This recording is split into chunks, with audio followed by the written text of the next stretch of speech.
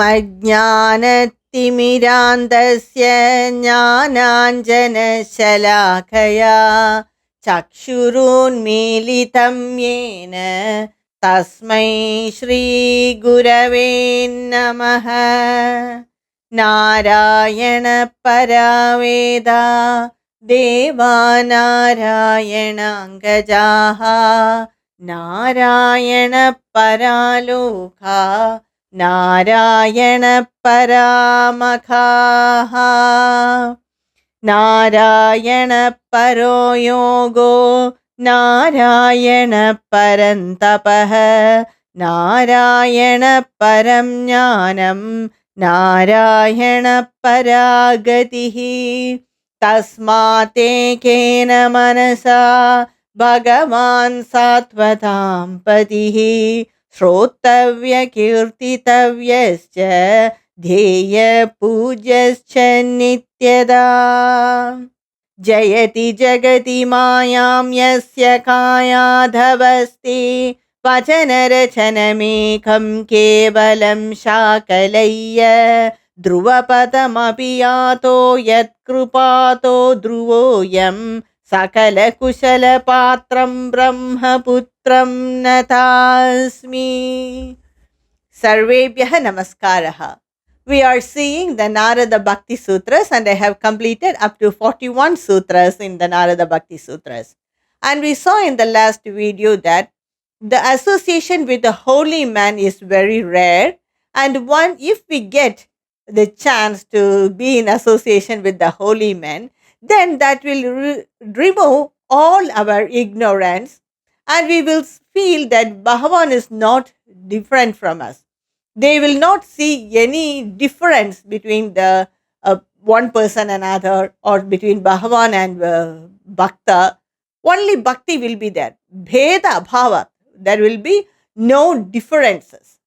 So to get a chance to meet or be in association with the holy man is very rare. But if we get a chance, then our spiritual improvement will be large. And that's what emphasized in the next sutra also by Sage Narada. The 42nd sutra says that Tadeva sadhyada tadeva sadhyadam. Sadhyada means it is possible, it can be accomplished, that the difference will not be seen. There will be abhyavrada bhakti, and there will not be any difference between Bhakta and Bhagavan, only the bhakti will be there. It is possible, says the sutra. And it is said twice, sadhyadham, sadhyadha, means it emphasizes that point, that it is possible. Don't think it is not possible. We may think that if we see the holy man, how is it possible that there will be spiritual improvement in us? We may tend to think, isn't it? And Narada says that it is possible, it can be accomplished. How? Their vibration affects our brain, that by their vibration changes our thought pattern itself. In that way, it improves our spiritual nature. When we are near the holy man, suppose we may have the chance to be in person to person with that holy man, they need not teach us anything or that. Just their presence itself will bring a great influence in us. They may be giving lectures. If we just sit there and listen to it, that brings a lot of spiritual improvement in us. So in that way, it is possible. If we read their works or if we hear their talks, then that is enough, more than enough for our spiritual improvement. It is possible. Sadhyada. If we hear the works of, or if we read the talks of Ramana Maharshi, the way between question and answer between their different sishyas and the Ramana Maharshi, he's gone, isn't it? But his thoughts and his words still influence many, many people.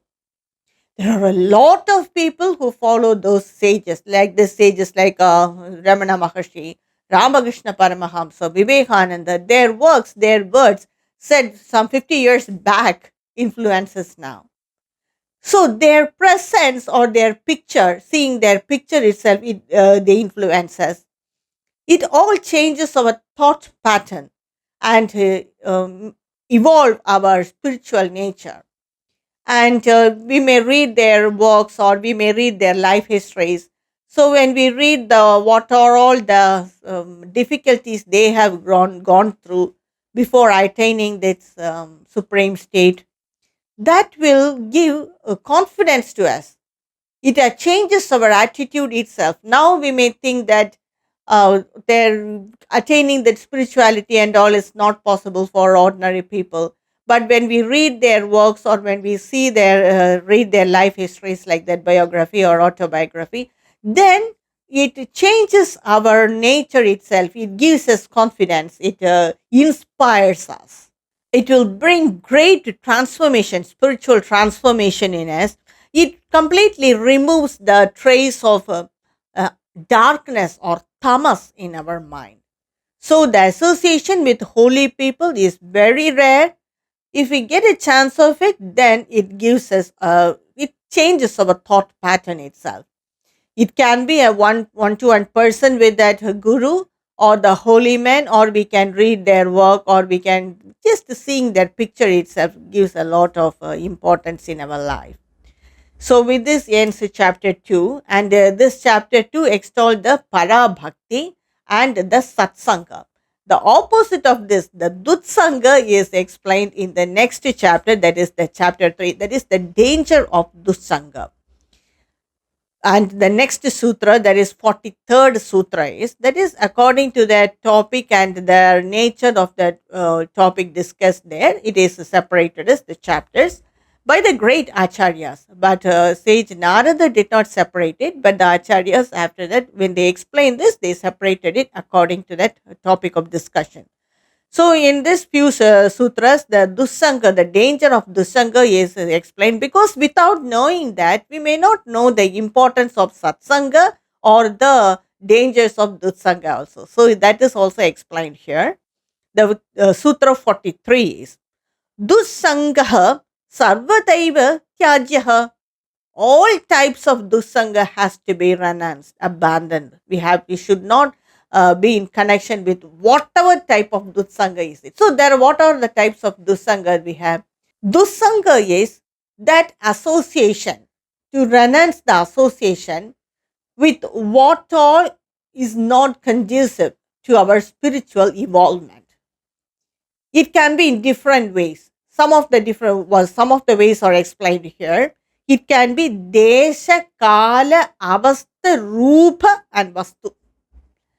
Desha means some places only will be there for sense gratification, and so much of partying, late night parties, and all that, it spoil our senses.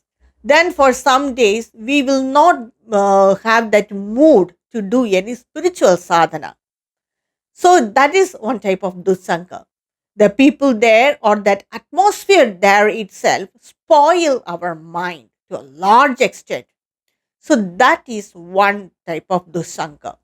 Desha. Kala means when we are in spiritual life, our mind will be very transparent, pure. So some evil forces that may attract us. So in for example, in the middle of the night, that 12 or to 3 o'clock like that, before the Brahma Muhurta, that time will be dominated by the Asuric forces according to the Shastras.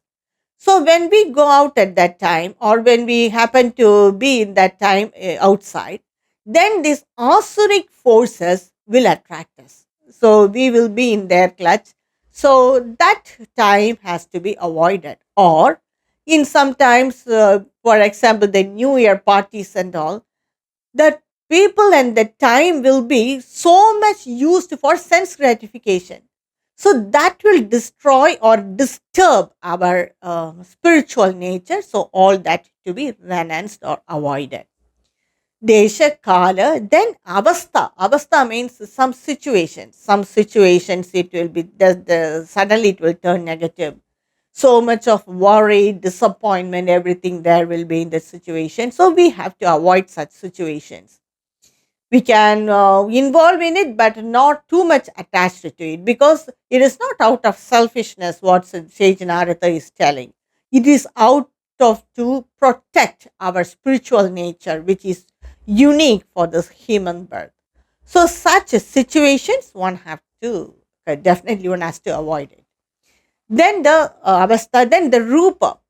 Suppose some pictures will be very disturbing for us, and today's in modern time, whether it is news or YouTube channels or anything, it will disturb our mind. That will be lot of cruelty in it, disappointment, disgrace, so much of cruelty even will be involved in it.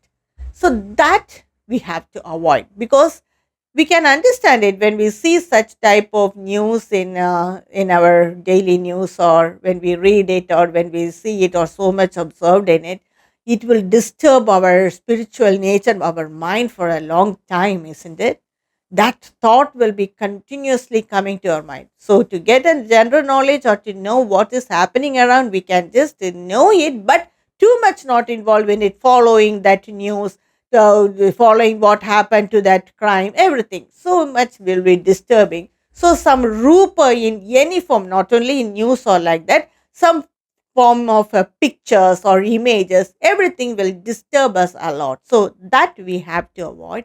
Rupa vastu, some objects. When we may have some objects in our house, for example, if we are a diabetic person, then if we have sweets or chocolates in our house, we may not eat it for first time. When it is there for a long time, we have that tendency, we have that attitude to eat it. So just like that, some vastus will be, objects will be in our house. We may not be attracted in the beginning, but after some time we will be attracted. So when we use it, or when we go in that way, then it will degrade our spiritual nature or our spiritual attitude itself.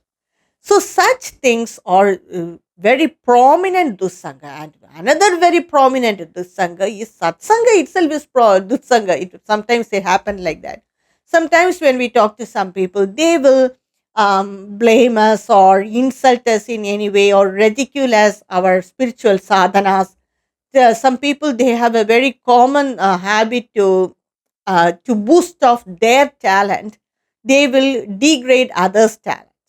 They will not recognize it, or they will speak over what is your talent, I have so and so. So like that, in types of, in terms of getting money or like that. So in some way they will degrade us, they will disappoint us, ridicule us, slander us, pinpoint us. So such association definitely one has to avoid. In the first time we may not know, but when we come to know of it, we must avoid such situations. In this world, in this electronic world, or in this data world, it is so easy to criticize anyone, or to talk bad about anyone, or you may know, well, so many things are happening around us. So all that things one has to judge. We should not go in that way itself. We must completely avoid it. And another type of dussanga is, they may talk ill about the devata which we worship. They may be following something, some form of devata, so they will drag us in that way. So for all that, it is not that this devata rupa is better than that, or that devata rupa is better than this one. It is not like that. It all depends on our mentality. Every rupa is the rupa of that para brahman, whatever it is. So there is no point in always changing between this rupa or that rupa. Everything has to be seen with the equal eye. That is the knowledge. That is the real Atma Vidya. Sometimes some philosophies, or some theories, or some talks of the other the gurus who follow the other philosophies, that will confuse us. So that will drag us down, confuse us. We may feel that what we follow, is it right or not? Like that thought we may get.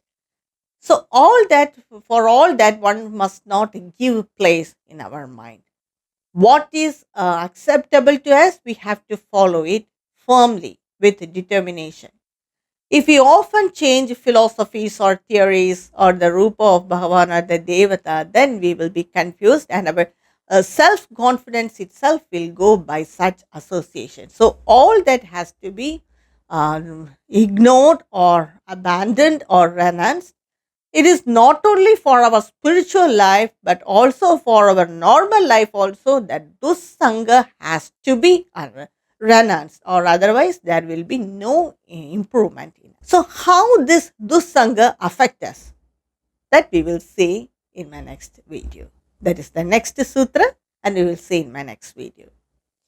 Om Namo Narayanaaya.